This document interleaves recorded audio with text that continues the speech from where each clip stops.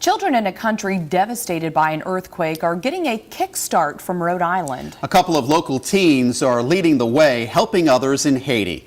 Eyewitness News reporter Walt Buteau with the details in this week's Street Story.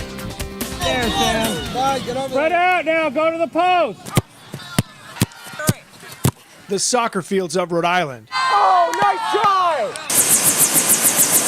Could not be farther from the poverty of Haiti. But the game connects them. You think that, wow, I have a room and a house full of all kinds of clothing and all kinds of things that we just take for granted. After years of noticing dozens of uniforms collecting dust, the Layman girls started collecting uniforms. It's not just North Kingstown, it's Warwick, Jamestown, Cranston. Hundreds of shirts and other gear, all but discarded here. Needed by children devastated after the 2010 earthquake in Haiti. It's humbling, to realize when you're, putting in the work, the time counting each uniform, putting the time packaging it. Give them a second life, and that's what's really important, not just wearing it for 8 games and then shoving it back in your closet. When they heard how those Layman girls filled dozens of boxes with gear for the U.S. Soccer Foundation's Passback program, 2 local businesses stepped up as well. Ocean State Job Lot kicked in 3,200 pairs of new shoes. Arp and Van Lines drove the haul down to North Carolina. And eventually all of this will be in Haiti and on the backs and feet of children. And now that they're going to another place for a new life, it's just a great thought. There are going to be people that are going to open up a box of shoes like this, and they're going to be the ones saying, wow, these are mine, which is something that they might not be able to say otherwise. The Laymans are challenging other soccer associations around the state to check their closets because they know, even though they sent a truckload down to Haiti, the need is greater and growing.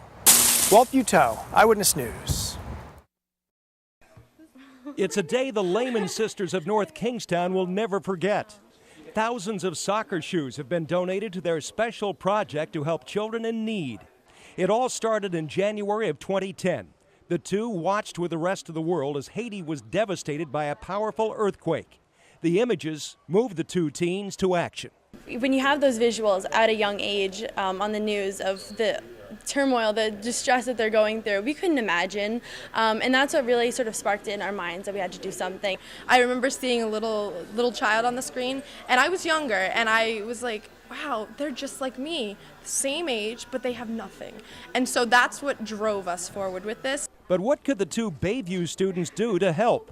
They started with their passion for soccer and by going to their closets. We were ingrained in us at a young age that you didn't just wear something one time and throw it away, or you wouldn't just wear it one time and never wear it again. Because we had 22 uniforms that were piled away, shoved in a closet, and never to be worn again. So we wanted to do something about it. The sisters began something called Recycle Soccer, finding plenty of support from Ocean State Soccer and many others. We decided to write it on our little posters, our little signs that we had, and we would tell people that it would be going to Haiti because they need it the most. Recently, Ocean State Job Lot co-owner Alan Perlman learned of the girls' program. He called to say he'd like to donate thousands of soccer shoes. The girls were overjoyed as they were delivered to Paul Arp and Van Lines. The moving company will transport them without charge to the U.S. Soccer Foundation in North Carolina, and then shipment to Haiti. 3,000 pairs of soccer shoes, cleats, sneakers. When we started off 2 years ago, we never thought that this is what it was going to come to. This is certainly the best that we could have even imagined.